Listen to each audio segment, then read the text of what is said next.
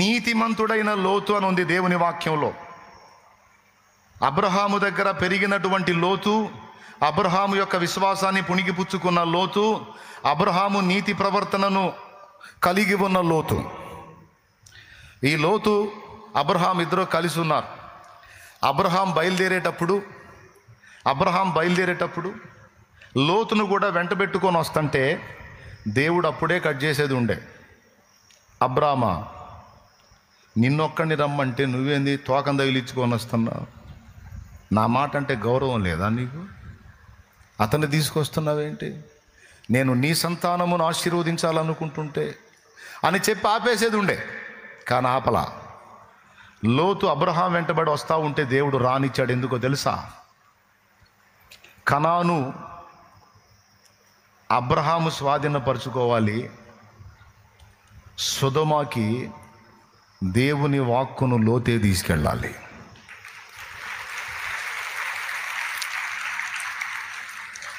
అర్థమైందా? లోతు సొదొమకి వెళ్ళాడు అని లోతుని గురించి మనం ఏదేదో అనుకుంటాం. కానీ ఈ కోణంలో ఆలోచించు.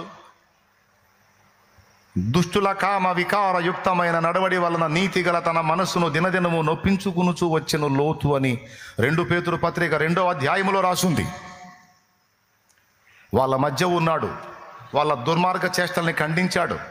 ఫైనల్గా దేవుడు లోతు ఇంటికి వచ్చినప్పుడు, అన్నలారా ఇంత పాతకము కట్టుకొనకుడి, పెండ్లి చేయని పురుషునెరగని కుమార్తెలు నాకున్నారు, 2 కుమార్తెలు, వారిని మీకు అందిస్తాను, మీ మనసుకు వచ్చినట్టు వారిని చేయండి.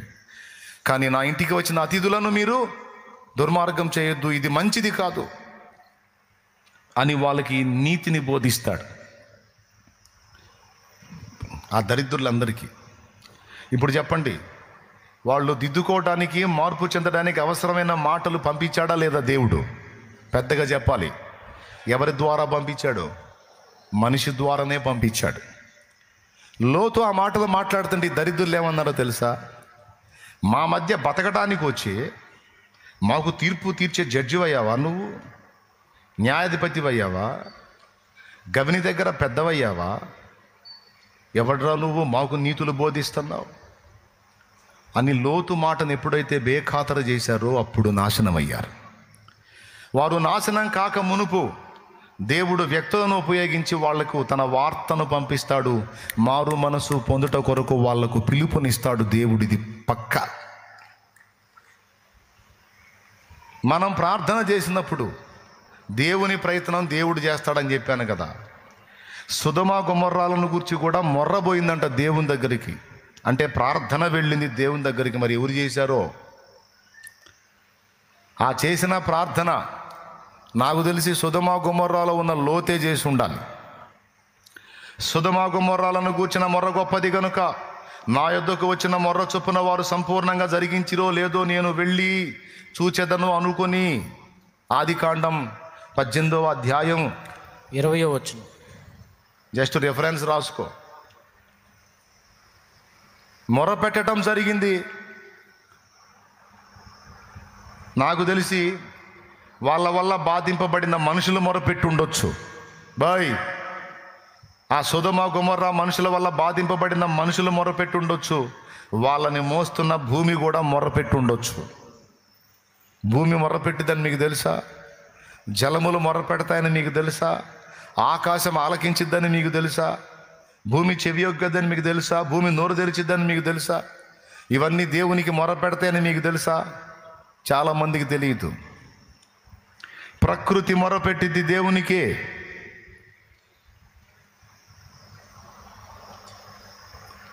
అందుకని దేవుడు ఏం చేశాడంటే లోతును పంపించాడు, అక్కడికి అనుమతించాడు.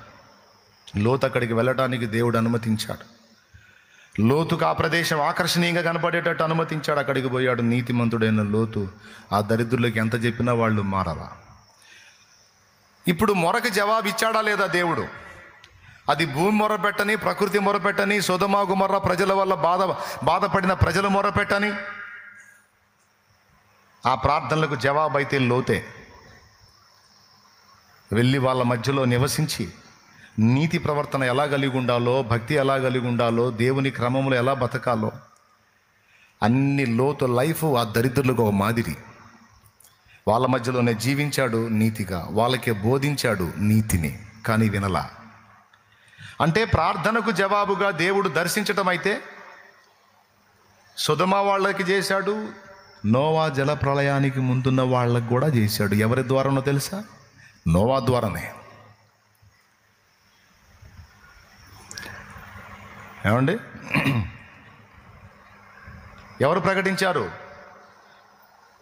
చూస్తావా? చూడు, హెబ్రీ పత్రిక 11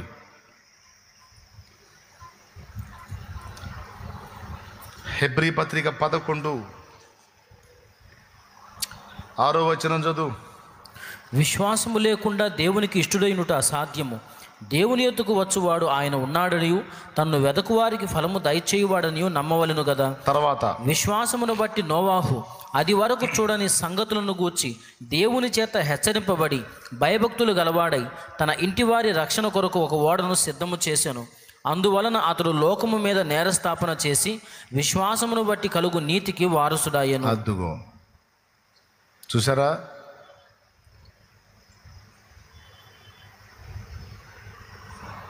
మరో చోట ఉంటుంది, నీతిని ప్రకటించిన నోవహు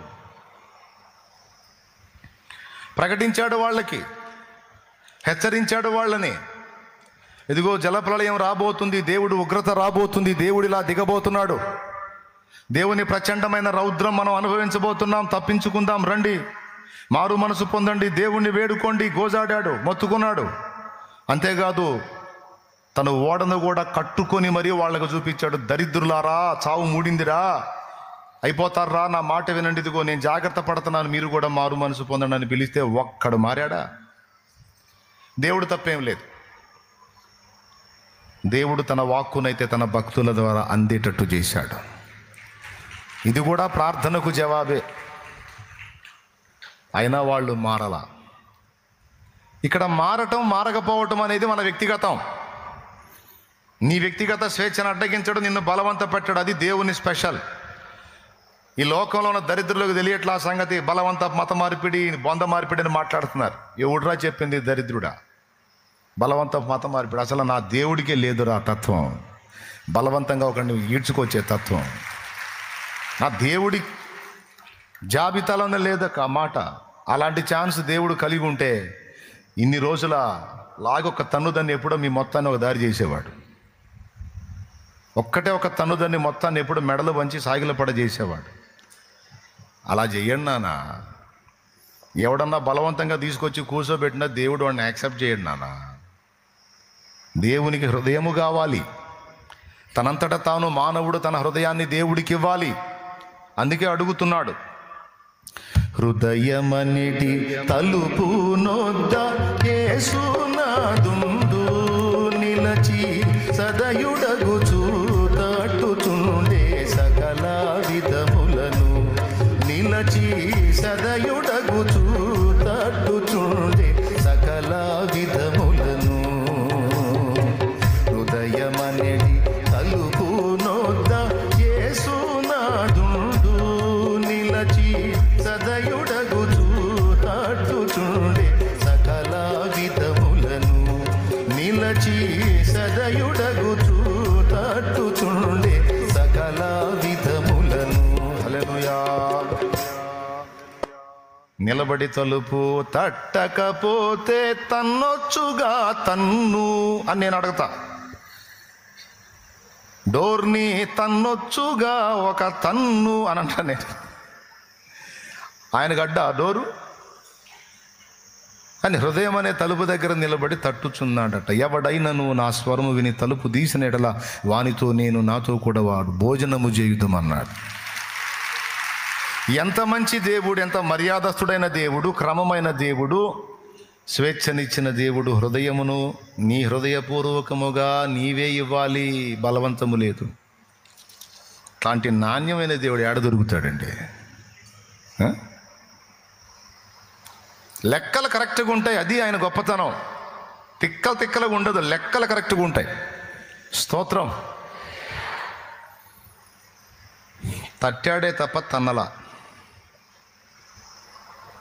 అందుకే ప్రార్థన చెయ్యి అన్నాడు తప్ప జుట్టు బట్టి ఈడుకు రాలేడు. దెయ్యం మొహం దాన్ని ఎన్నిసార్లు చెప్పాలి? ప్రార్థన చేయి, ప్రార్థన రావే అని తీసుకురాలేడు. పనికి మళ్ళీ ఎన్నిసార్లు చెప్పాలి? రమ్మంటే ఏకాంత ప్రార్థన రమ్మంటే రా లాగా ఒకటి బీకి ఈడ్చుకు రాలేడు. పెద్ద చాయ్కి నువ్వేం బరువా ఆ నూతి లేచిపోతావు గాల్లో. ఎవరినన్నా అట్లా చేశాడు? పొరపాటును కూడా ప్రేమగా పిలుస్తున్నాడు, ప్రేమగా పిలుస్తున్నాడు, మెల్లగా మాట్లాడుతున్నాడు. పావురమా నా నిష్కళంకురాలా, నీ స్వరము మధురం, నీ ముఖం మనోహరం, నీ స్వరము నాకు వినబడనిమ్ము, నీ ముఖము నాకు కనబడనిమ్మని బ్రతిమాలుచున్నాడు బంగారు తండ్రి.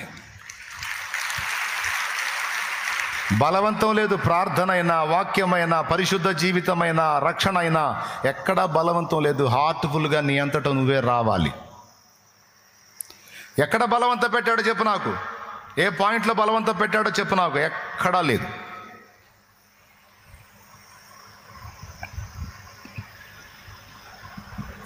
అలాగే మనుషుల్ని మార్చే విషయంలో కూడా ఇదే పంథ. మరి ఏం చేస్తాడు దేవుడు అంటే, మన ప్రార్థనలు విని వ్యక్తులు మారటానికి అనువైన పరిస్థితులు, ఉపదేశము వాళ్ళకి అందేటట్టు చేస్తుంటాడు. నువ్వు అనుకుంటావు, నా భర్తకి నేను ఎన్ని చెప్పినా మారట్లేదు, అసలు నా మాటే వినట్లేదని.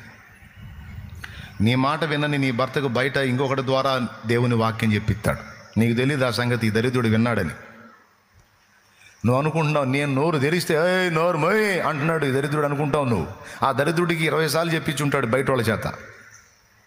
నీకు తెలియదు ఆ సంగతి, వినుంటాడు వీడు వాక్యం. ఎందుకంటే నీ ప్రార్థన ఫలం అది. నువ్వు ప్రార్థన చేస్తుంటే దేవుడు వాని బయట దర్శిస్తూ ఉన్నాడు. దేవుణ్ణి వెతికే పరిస్థితులు వాని కలిగిస్తూ ఉన్నాడు. దేవుడు చేసే ఫైట్ దేవుడు చేస్తూ ఉంటాడు. అయితే బలవంత పెట్టాడు, ఆలోచింపజేస్తాడు. అవకాశం దొరికి మెత్తని హృదయం అయితే ప్రేరణ కలుగజేస్తూ ఉంటాడు. నా తండ్రి మన ప్రార్థన విని అంత మాత్రం చేస్తాడు ఆయన. బలవంత పెట్టి మార్చేది మాత్రం ఉండదు. దానికోసం దేవుడు వాడుకునేది, వ్యక్తులను ఆలోచింపజేయడానికి వాడుకునేది కొన్ని కఠిన పరిస్థితులను. ఎవరు చేశారో మన కోసం ప్రార్థన, ఏ పరిశుద్ధులు కన్నీరు గార్చారో, ఏ పరిశుద్ధులు మొరపెట్టారు, మొత్తానికి వాళ్ళ ప్రార్థనా ఫలం మనల్ని దర్శించాడు. కొన్ని కఠిన పరిస్థితులు మన జీవితంలోకి అనుమతించాడు. వాటి చేదైన అనుభవాల ద్వారా మనం దేవుని వైపు తిరిగాం. ఆయన చేతికి అప్పగించుకున్న బిడ్డల్ని మంచానేసైనా మార్చుకుంటాడు. అర్థమైతే కొట్టుగట్టిగా. వీడు మామూలుగా మారట్లేదు, ఈమె మామూలుగా మారట్లేదు అంటే మంచం పాలు చేసైనా మార్చుకుంటాడు.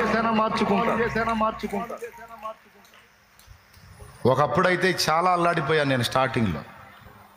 రక్షణలో నడిపించినోడు మళ్ళా బలహీనపడ్డాడని తెలిస్తే కృంగిపోయి అన్నం మానుకొని కూర్చునేవాడిని. వాడు అటెందుకు చేశాడు, వాడు అటెందుకు చేశాడు, ఈ అమ్మాయి ఎట్లెందుకు చేసింది, ఆ అమ్మాయి ఎట్లెందుకు చేసింది, అసలు ఏంది ఏమైపోతుంది, వీళ్ళు ఎందుకు ఇట్లా చేస్తున్నారు, వాక్యం విన్న వాక్యం ఎడిపోతుంది, వీళ్ళని ఎందుకు సైతాన్ని శోధిస్తున్నాడు, సైతానికి ఎందుకు ఛాన్స్ ఇస్తున్నారు, అబ్బాయి వీళ్ళ కోసం సేవ చేయటం దండగా, ఈ దరిద్రులు చా అనుకుంటా అన్నం తిందు వెళ్ళాడు. బా